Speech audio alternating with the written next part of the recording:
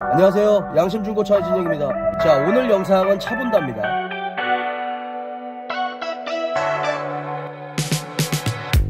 제가 의뢰받은 차는 랜드로버 디스커버리 4 3.0 STV6 SE 모델입니다. 제가 이제 차 본다를 의뢰받고 지방으로 내려와서 차 상태를 전체적으로 꼼꼼하게 확인을 해드렸죠.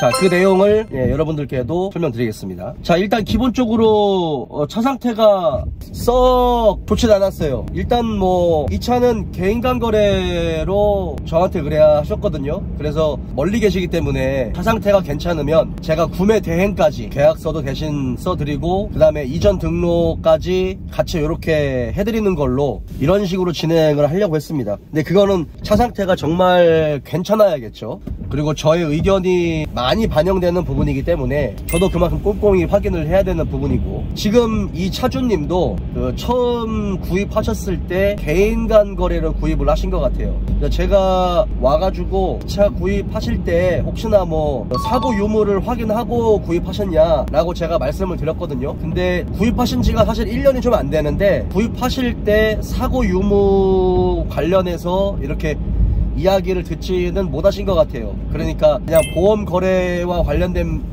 부분에서만 내용만 보고 실제로 뭐 외판이 교환된 부분은 그렇게 얘기를 듣거나 본인이 확인을 하고 사진 않으신 것 같습니다. 지금 요 차 같은 경우 글에 올라와 있기로는 굉장히 수리를 많이 한 걸로 올라와 있거든요. 이번 차주님도 비록 1년은 안 됐지만 그래도 어느 정도 차를 좀 만들어 놓으신 부분도 있고, 외관적인 부분이나 이런 부분도 좀 많이 신경을 좀 쓰신 것 같아요. 그래가지고 차 상태가 상당히 기대가 됐어요. 사실은 아, 이거 재밌겠다, 요런 거 하나씩 찾아가는 재미가 있거든요. 이게 시운전을 했을 때 연식과 키로수에 따른 어떤 그런 헐렁함이라든지 약간의 그런 단점들이 보일 수 있잖아요. 근데 이제 그런 것들이 없다면 아, 이게 어떠한 부분 때문에 이렇게 좋은 컨디션을 가지고 있다라고 하는 걸 찾아가는 그런 단계가 저는 개인적으로 굉장히 즐겁거든요. 이 차도 사실 기대를 하고 왔어요. 기본적으로 바깥에 세워놔 있는 차량이다 보니까 깨끗하지는 않았습니다. 외관은 제가 이렇게 꼼꼼하게 살필 수 있는 정도는 아니었어요. 이물질도 많이 묻어 있었고, 그 다음에 실내 뭐 1열과 2열 트렁크 쪽도 차주님이 여행이라든지 아니면은 뭐 제트스키 같은 거 이렇게 좀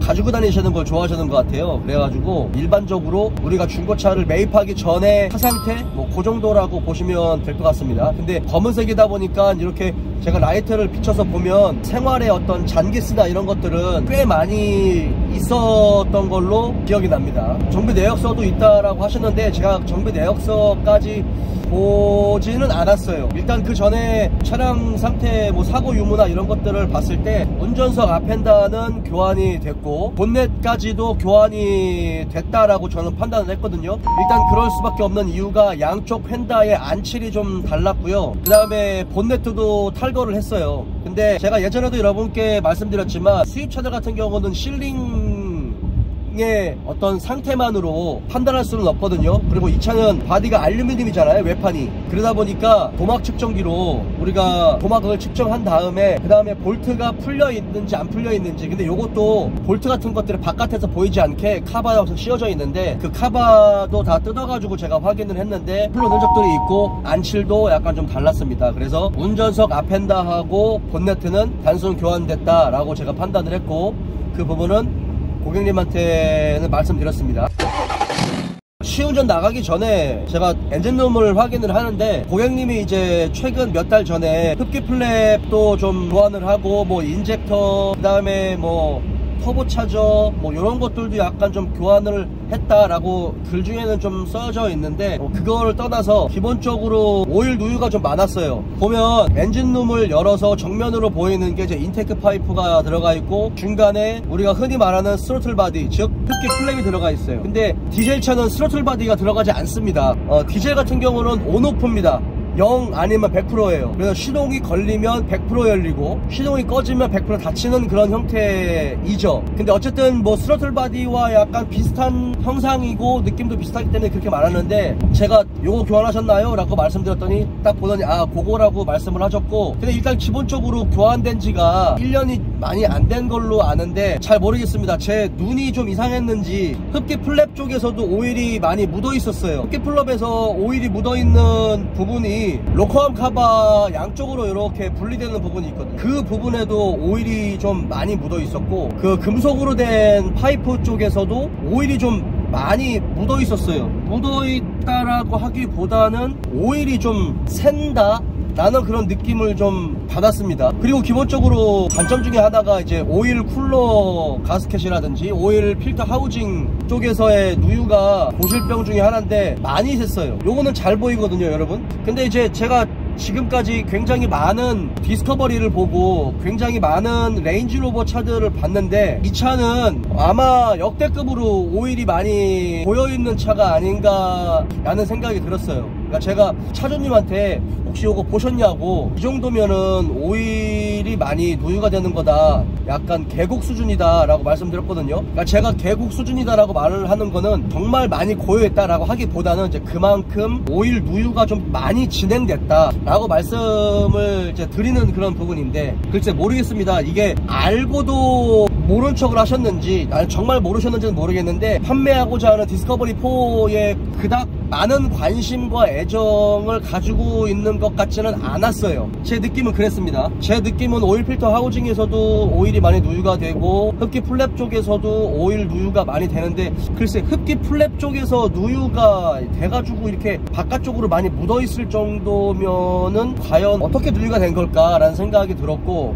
오일 쿨러 쪽도 무조건 누유가 있을 것으로 예상이 됩니다. 근데 이제 뭐 워터 아울렛 파이프 있잖아요, 중간에 들어가는 그쪽에서의 누수는 보이지는 않았어요. 그리고 뭐 워터펌프도 교환된 것으로 확인을 했고, 기본적으로 뭐 오일팬 쪽에서 누유도 없었고, 일단은 그랬습니다. 그 부분에 이제 누유가 좀 상당히 많았기 때문에 제가 좀 저한테 의뢰하신 의뢰자분한테 말씀을 드렸고, 그래도 시운전하고 차압으로 좀 떠봤으면 좋겠다 라고 말씀하셔가지고 시운전을 했거든요. 시운전에서 느낌은 아주 좋았어요. 그리고 이 전 차주분이 다이나믹 사운드를 장착하셔가지고 이 차가 마치 머슬카에서 나오는 V형 8기통의 그런 백구동 소리 같은 게 나더라고요. 굉장히 기분이 좋았어요. 배기를 커스텀 배기를 했나 이런 생각을 했는데, 카센터 가서 언더카바 3개 언더카바 다 뜯은 상태에서 확인을 해보니 다이나믹 사운드를 장착을 하셨습니다. 그리고 이색적인 거는 뒤쪽 리어 쪽에 언더 코팅을 좀 하셨어요. 깔끔하게 언더 코팅이 돼 있는데, 그래서 그런지는 모르겠지만 부식과 관련된 부분에서는 매우 깨끗해 보였습니다. 지금도 날씨가 굉장히 흐린데 이게 이제 비도 오고 그래가지고 하부 쪽에 물이 많이 묻어 있었어요. 부식 같은 거는 충분히 볼 수 있잖아요. 근데 뒤쪽에 부식이 많이 없었어요. 근데 그거는 언더 코팅을 했기 때문에 부식이 안 보이지 않았나. 물이 많이 묻어 있어서 그런지 모르겠지만 하체 잡소리는 들리지 않았습니다. 근데 기본적으로 뭐 로어암이나 어퍼암 이런 부분의 고무 부싱들은 비교적 양호해 보였어요. 특히나 로어암과 어퍼암 쪽, 특히 어퍼암 쪽에서의 부품의 어떤 상태는 비교적 굉장히 양호해 보였습니다. 그리고 이제 엔진 쪽으로 갔어요. 언더카바 다 뜯은 상태에서 확인을 했는데, 기본적으로 뭐 누유가 그렇게 흘러내리지는 않았습니다. 텐션 베어링이나 아이들링 베어링도 교환이 돼 있었고, 오일팬 쪽에 누유는 없었고, 그 다음에 미션 오일팬 쪽에서 누유도 없었습니다. 이제 메인 터보를 확인하는데 메인 터보 누유는 없었어요. 세컨 터보에서는 누유가 있습니다. 세컨 터보에서 누유를 우리가 확인할 때 보통 이제 세컨 터보도 열이 많이 발생되기 때문에 단열판 같은 거를 이렇게 대놓거든요. 그러니까 단열판 안쪽으로 오일이 좀 많이 묻어 있더라고요. 그거는 어떤 느낌일까? 왜 그쪽으로 오일이 묻어 있을까? 혹시 오일이 약간 뿜은 건 아닐까 라는 생각을 했는데, 어쨌든 뭐 오일이 약간 묻어 있었습니다. 그리고 배기 파이프 있잖아요. 흡기 하우징과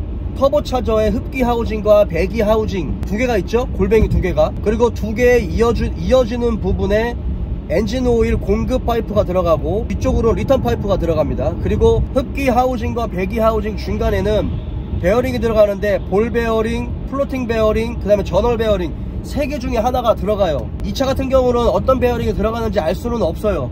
근데 이제 그 부분과 관련돼서 오일이 많이 묻어 있었고, 그 다음에 배기 파이프 쪽으로 오일이 묻어 있었어요. 그래서 아, 얘는 세컨터보에서 누유가 시작이 됐구나 라고 판단을 할 수 있었습니다. 세컨터보는 정품 기준으로 400만원입니다 탈착을 해서 리빌드를 받을 수 있다라고 하면 한 150만원에서 200만원 정도면 수리를 해서 사용할 수 있는 정도가 되는데, 정품을 기준으로 하면 부품값만 한 400만원 정도가 돼요. 4륜 트랜스퍼 케이스에서 미세 누유가 시작이 됐습니다. 4륜 트랜스퍼 케이스 같은 경우는 오일이 많이 들어가지 않아요. 그래서 미세 누유가 시작이 됐으면 이제 앞으로는 누유가 조금 더 많이 될 가능성이 있겠죠. 그래서 디스커버리든 레인지로버든 구입을 하면 기본적으로 200만원에서 300만원 정도는 무조건 그냥 소모품 비용으로 들어간다라고 그렇게 예상을 하는 게 가장 좋습니다. 기본적으로 제가 여러분들께도 말씀드렸지만 트랜스퍼 케이스는 디스커버리와 레인지로버가 같은 트랜스퍼 케이스를 사용해요.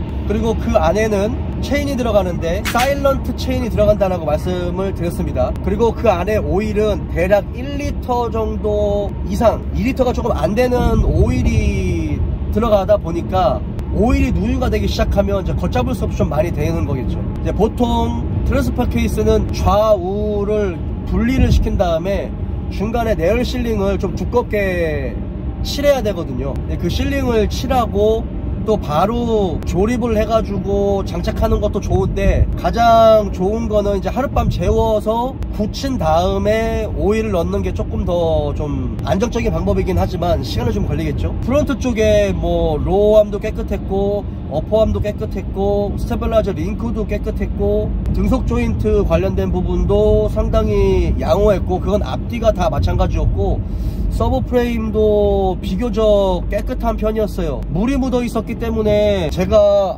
아주 확신적으로 말씀드릴 수는 없겠지만, 그래도 지금까지 봤었던 차들을 상대적으로 생각했을 때는 이 연식의 2키로수 대비해서는 그래도 전 차주분이 관심을 좀 가지고 있으셨던 건 아닐까라는 생각을 합니다. 그리고 빠뜨린 게 로코암 카바도 누유가 많이 됐어요. 훅크랭크 샤프트 쪽 누유는 보이지 않았어요. 굉장히 건조했습니다. 그건 뭐 아주 깨끗했어요. 예, 요 정도입니다. 이 내용들을 전부 다 이제 사진으로 다 전송해 드렸고, 그 다음에 전화통화 하면서 의뢰자분한테 전체적으로 설명을 드렸습니다. 뭐 결정을 어떻게 하실지는 제가 잘 모르겠지만 어쨌든 그런 부분들이 있었고, 그 사이트에 올려놓으셨던 내용들과는 지금 현재 상태는 조금 다른 부분이 몇몇 가지들이 좀 있었다, 약간 고개를 갸우뚱할 수 있는 부분들이 있었다라는 거를 알려드렸습니다. 자, 오늘 랜드로버 디스커버리 4 차본다 영상 여기까지입니다.